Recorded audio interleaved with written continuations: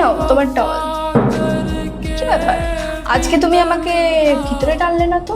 আরে একে আমি কি করে বলবো যে কাজের মেয়ের সাথে আমি একসাথে স্নান করছি। আরে বেবি কি বলতো, আজকে আমি অফিসের জন্য লেট হয়ে যাচ্ছি। ঠিক আছে তুমি যাও যাও, আমি এক্ষুনি রেডি হয়ে আসছি। আরে বেবি, চলে এসেছো তুমি চান করে? Yes darling.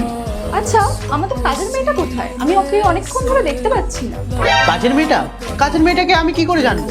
ওর হয়তো কোনো এমার্জেন্সি চলে এসেছে, তাই হয়তো ও চলে গিয়েছে। কিন্তু ওর চটিটা তো বাইরে, এটার সামনে রাখা রয়েছে। আরে আমি কত ভোলা মন। অ্যাকচুয়ালি ওর চটিটা ছিঁড়ে গিয়েছিল আর ওর অ্যাকচুয়ালি এমার্জেন্সি ছিল, তাই জন্যই আমি আমার চটিটা ওকে দিয়ে দিয়েছি। তুমি কত ভালো, তুমি সবাইকে সাহায্য করো। ভগবান যেন এরম স্বামী সবাইকে দেয়।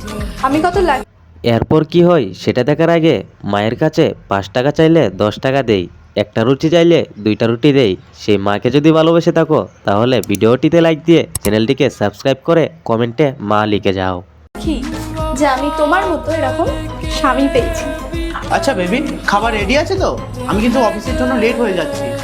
আমার হয়ে গেছে, আমি এক্ষুনি যাচ্ছি, জলটা পরে নিয়ে যাচ্ছি, তুমি রেডি হয়ে নাও।